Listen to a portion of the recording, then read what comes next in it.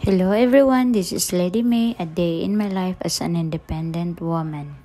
But for today's ganap guys is hindi muna tayo magiging independent kasi nandito yung love ko.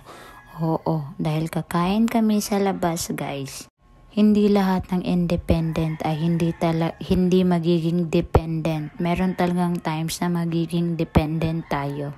At nandito na tayo guys at mamimili tayo ng mga ulam dahil gusto namin kumain ng barbecue at nag-crave kami nito kaya dito namin napili sa hangar.